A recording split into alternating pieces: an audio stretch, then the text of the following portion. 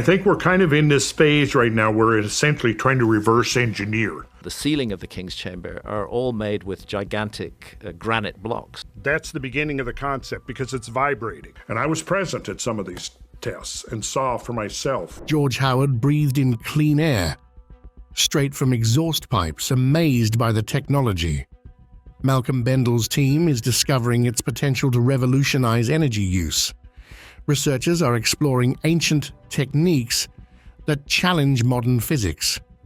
What if these old methods reveal unsettling truths? Join us to uncover what's hidden. The technology transforming pollution into purity.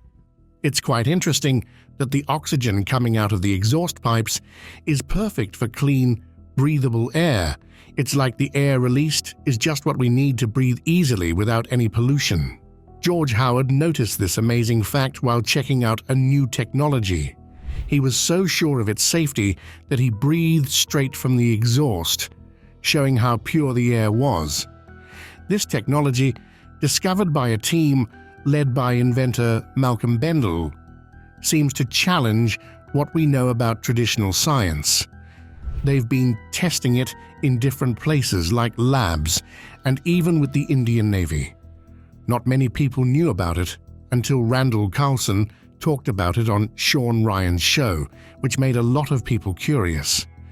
This device not only cleans the air, but could also change how we use energy. Ancient civilizations like the Egyptians, Mayans, and Mesopotamians were incredibly advanced. They built huge pyramids and temples with amazing precision, developed complex irrigation and metalworking techniques, and practiced advanced medicine. For example, the Egyptians moved giant stone blocks, some weighing up to 200 tons, with incredible accuracy.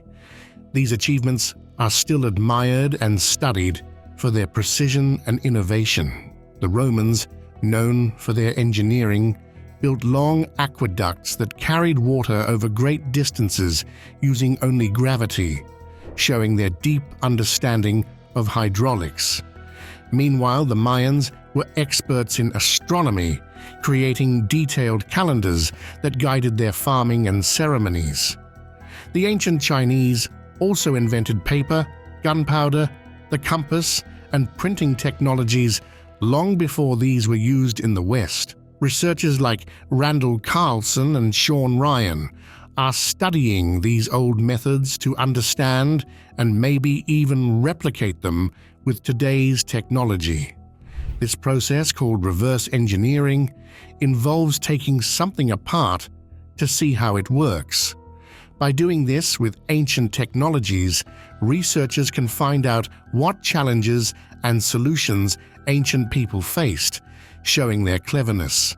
This approach not only helps preserve historical and cultural heritage, but also sparks new ideas for today's technology. By learning from the past, modern technologies can improve, using ancient wisdom to solve current problems, like using Roman aqueduct-inspired methods to save water. Before their appearance on Joe Rogan's podcast, Graham advised Randall Carlson to avoid talking too much about ancient technologies. Graham had previously received criticism from mainstream archaeologists for his views on the advanced skills of ancient civilizations. He wanted to avoid more controversy on the show. Despite this, Joe Rogan brought up the topic, asking if ancient builders had advanced methods for moving huge stones. Graham and Randall exchanged looks, recalling Graham's earlier warning. They gave vague answers at first, but Joe kept pressing. Eventually, Randall mentioned an inventor he knew who was working with plasma technologies, using superhot gas to move objects. Graham and Randall hinted at some fascinating experiments with this technology. Randall had visited a lab where they were testing a generator using plasma technology that seemed to defy the usual laws of physics. He told Joe's audience that this generator was producing clean, pollutant-free air instead of harmful gases. He explained how the device seemed to turn harmful carbon dioxide into breathable oxygen, a process that even puzzled the scientists and made them eager to learn more about atomic-level changes, almost like turning lead into gold. The audience was fascinated by these revelations. However, Graham and Randall were careful not to make any bold claims. They stressed the need for more research and testing to fully understand this technology. Graham compared it to the early days of electricity, emphasizing the importance of keeping an open mind and continuing to seek knowledge to uncover the full potential of ancient technologies and their possible uses today. The topic of moving massive stones, like those used in ancient monuments, came up again. Randall pointed out the challenge, noting that some of these stones weighed as much as 200 tons, about the weight of 40 elephants. The idea of how ancient civilizations moved such massive stones without modern machinery was astonishing. Some researchers think that ancient builders might have used advanced techniques or technologies that we don't fully understand yet. These theories include the use of ramps, levers, or even hypothetical anti-gravity devices based on studies of ancient ruins and writings. One popular idea is that ancient builders might have used advanced machinery powered by natural forces like water, wind, or possibly even electricity. The thought of ancient engineers using nature's power to move huge stones seems almost like science fiction, but some believe it could be possible. There's an even more interesting theory that suggests ancient builders might have known how to use sound or vibrations in advanced ways. They might have used specific frequencies to lift or move heavy stones easily. This idea isn't just a wild guess. It comes from old myths and stories where sound or music had the power to move objects, which sounds almost magical. Additionally, there's talk about ancient civilizations having techniques or knowledge that we don't know about today. Sometimes, when archaeologists find old tools or buildings that seem too advanced for their time, it makes people wonder if there was more to these ancient societies than we understand. While these ideas are fascinating, they remain unproven. There's no solid evidence to fully support any of these theories yet. It's possible that the truth involves a mix of different strategies and techniques. Maybe the ancient builders were just incredibly clever and resourceful, using their brains, physical strength, and basic tools to create these architectural wonders. Moving to modern times, plasma technology is on the edge of changing many industries, including energy, healthcare, and manufacturing. Plasma is a highly energized state of matter with ions and electrons. It's being used in everything from generating power to advanced medical procedures and cleaning the environment. One expert in this field is Dr. John S. Foster Jr., a plasma physicist who has developed many applications, such as plasma-enhanced combustion systems for engines and plasma-based water purification systems. One of his notable inventions is the thunderstorm generator. This device mimics the electrical activity of thunderstorms, creating high-voltage pulses to generate plasma. This can be used for energy production or altering materials in ways that were once unimaginable. There have been many tests to see how well these plasma technologies work. For example, experiments with plasma-enhanced combustion systems have shown they can make engines run more efficiently and with fewer pollutants. Similarly, tests on plasma-based water purification systems have proven them highly effective at removing contaminants. North Carolina has become a center for plasma technology research, working with local universities and research institutions. These partnerships have led to advancements in engine efficiency and water purification techniques using plasma. During a discussion on Sean Ryan's show, Randall Carlson mentioned an interesting detail about the tests. A retired admiral from the Indian Navy was so interested in this technology that he traveled all the way from India to North Carolina to see the tests himself. This shows how important and promising the research is. Next, we see how this exciting technology is being used around the world. Plasma power on the high seas. The involvement of an admiral in these experiments shows just how serious and important this new technology is. The focus is on plasma and energy generation. And the Indian Navy is very interested. They see potential uses in their operations and infrastructure, which means this technology could have many applications beyond just the lab. Randall Carlson talked about the results of plasma technology tests, highlighting how they make generators cleaner and more efficient. He explained how the emissions from generators changed dramatically before and after using plasma technology. At first, the generators released harmful gases like carbon dioxide, carbon monoxide, hydrocarbons, and nitrogen oxides. But once the plasma technology was turned on, these pollutants dropped significantly. Carbon dioxide and carbon monoxide levels fell to zero, and hydrocarbons and nitrogen oxides were reduced to tiny amounts. Even more impressive, there was an increase in oxygen levels in the emissions, suggesting the technology could turn harmful pollutants into breathable oxygen, greatly improving air quality. Carlson showed data with graphs and charts to prove these findings, demonstrating how successful the plasma technology was in cutting pollution. This not only highlighted the immediate benefits, but also sparked a bigger discussion about its historical implications. Randall Carlson also explored the fascinating idea that ancient civilizations might have known and used similar advanced technologies. He suggested that the builders of structures like the pyramids might have had knowledge of energy and technology that we are just beginning to rediscover. For example, he mentioned the precise slope angle of the Great Pyramid of Giza, which is 51.844 degrees.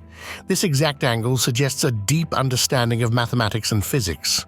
Carlson proposed that this angle wasn't chosen randomly, but had special importance, possibly related to optimizing energy flow or harnessing natural forces. This level of precision indicates that the pyramid's builders had advanced knowledge of mathematics and physics, using this understanding to construct buildings that could interact with natural energies in ways we are only starting to understand.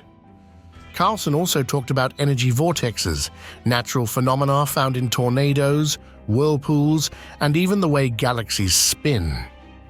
He explained how vortex technology could use this natural swirling motion of energy for practical applications. Today, scientists and engineers study vortex behavior to innovate in various fields, like improving engine efficiency, enhancing water purification methods, and developing new energy production techniques. The idea behind vortex technology is that the swirling motion can concentrate and direct energy more effectively than straight-line methods. This principle is already being used in new wind turbines that capture more wind energy, making them more efficient. Another fascinating use of vortex technology is in water purification. By swirling water, it helps remove dirt and germs, making it much safer to drink. This same principle enhances engine efficiency by improving fuel combustion and is also beneficial in air conditioning systems, where vortexes can make cooling more effective and energy efficient. Randall Carlson has suggested that ancient civilizations might have known about vortexes and used this knowledge to build amazing structures like the pyramids.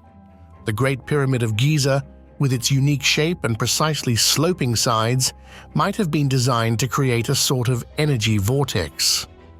Carlson points to the pyramid's specific angle of 51.84 degrees, which he suggests could be optimal for minimizing turbulence and harnessing vortex energy. This shape might not only stabilize the structure, but also concentrate natural energy from the Earth and the environment, potentially using it for various applications like lighting or powering tools. Some people even believe that being inside a pyramid can have healing effects, possibly due to the energy vortex created by its shape. This concentrated energy might have also played a role in ancient spiritual practices, aiding in meditation or other rituals. It suggests that ancient civilizations were far more advanced in their understanding of science and energy than we typically credit them with. One particularly interested party is the Indian Navy, tasked with protecting India's waters and coastlines. The Navy, which operates numerous ships and submarines that consume vast amounts of fuel and generate significant pollution, sees great potential in technology that can reduce fuel consumption and pollution. This could not only save costs, but also help protect the environment. Their presence at demonstrations shows a strong interest in adopting this technology to make naval operations more efficient and environmentally friendly. If the Navy integrates this technology, it could significantly reduce pollution from their vessels. The Admiral has taken this technology back to India, where it is being considered for the Navy. Besides the military interest, many industrial entities, including factories, power plants, and other large companies, are keen on this technology. These industries operate heavy machinery and engines that consume a lot of energy and produce emissions, so they are constantly seeking ways to boost efficiency and cut costs. Now, let's look at how this technology is changing industries everywhere, from power plants to clean air. Power plants could use this technology to make electricity generation more efficient, while factories could use it to reduce emissions from their production processes. The wide interest in this technology shows how useful it could be in many industries. Public demonstrations have been key in spreading awareness about this technology. People who attend these conferences take their new knowledge back to their workplaces, which helps more people learn about and potentially use this technology. On Sean Ryan's show, there was a talk about alchemical science, an old practice that combines chemistry, physics, astrology, art, semiotics, metallurgy, medicine, and mysticism. Alchemy started in ancient Egypt, India, China, Greece, and the Islamic world, and was very popular in medieval Europe. The main goal of alchemy was to turn base materials like lead into valuable metals like gold, and to find the philosopher's stone, which was believed to grant immortality and perfect health. Modern science explains transmutation as changes at the atomic level, where the number of protons in an atom's nucleus is changed, turning it into a different element. This happens naturally in things like radioactive decay, or can be done artificially through nuclear reactions. Recent tests of the new technology have shown potential for atomic-level transmutations, suggesting that this technology might allow the transformation of elements at room temperature. This would be a huge breakthrough because traditional methods need high temperatures or pressures. Observations from these tests have shown unusual changes in certain elements, hinting at the transformation of common elements like iron into rarer ones, like gold or silver, all happening at room temperature. In manufacturing, this technology could allow the production of valuable materials from more common ones. In waste management, it could change hazardous materials into harmless substances. In energy production, it could lead to more efficient batteries or fuel cells, possibly reducing our reliance on fossil fuels and lowering greenhouse gas emissions. The idea of transmutation also makes us rethink our understanding of matter and energy. Such advancements could revolutionize physics and chemistry, helping us better understand the basic building blocks of the universe.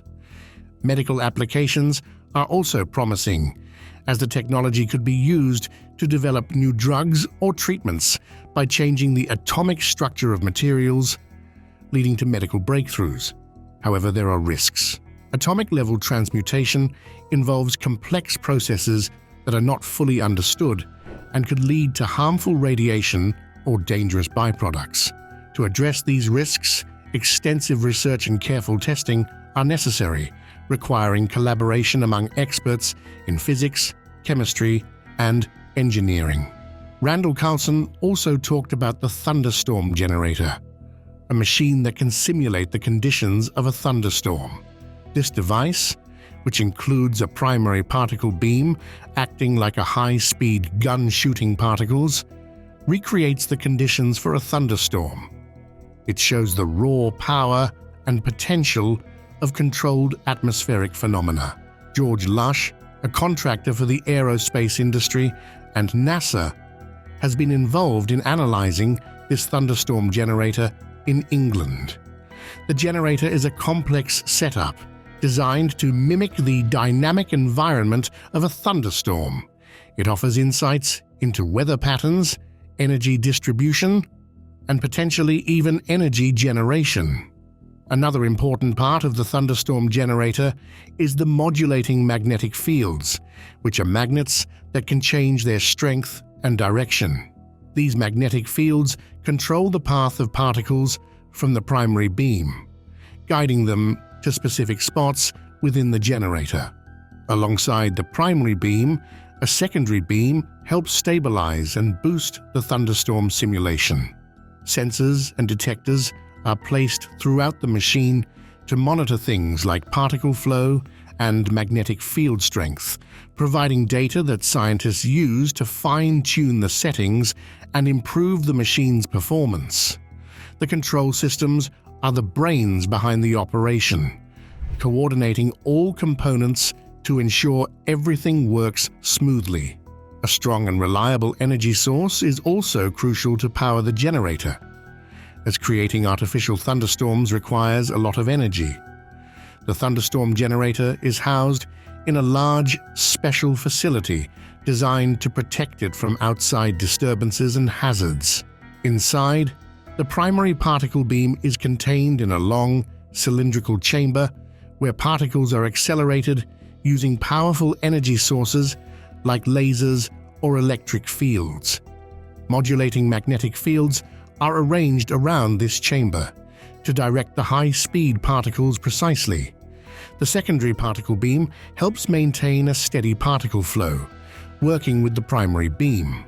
Sensors and detectors throughout the generator measure various parameters such as temperature, pressure, and particle dynamics. This data is essential for making real-time adjustments and understanding the phenomena being generated. The central control room, equipped with advanced computers and monitoring systems, is where scientists oversee the generator's activities. These control systems allow for precise adjustments of timing, power levels, and other key settings. The energy source, usually a powerful generator or a connection to a high-capacity electrical grid, provides the power needed to operate the machine. When the generator is active, the main particle beam emits particles that are manipulated by the magnetic fields. The secondary beam supports this process, creating conditions similar to a natural thunderstorm with high energy and charged particles. Sensors continuously collect data on these interactions, offering valuable insights for refining the machine's operations and enhancing the understanding of the phenomena. Initially, the thunderstorm generator faced a lot of skepticism from the scientific community. Many experts doubted whether it was possible to replicate the complex conditions of a thunderstorm in a lab. They questioned the technical feasibility of mimicking the high energy and charged particle environments. Concerns about the safety of operating such a powerful device also arose, given the potential risks of generating artificial thunderstorms. Critics also debated the scientific value of the data produced by the generator, wondering if the lab results could truly reflect natural thunderstorms. They argued about whether the significant funding, energy, and materials needed for the generator might be better spent on other scientific projects. Despite these challenges and doubts, the team behind the thunderstorm generator kept working. Analyzing the complex data collected was tough, requiring advanced math and computer skills. Even with sophisticated tools, Drawing accurate conclusions was challenging, as the generator sometimes gave unexpected results, leading to more investigations and questions. Could replicating natural phenomena in labs lead to unpredictable environmental impacts? Share your thoughts, like, comment, and subscribe for more thought-provoking content.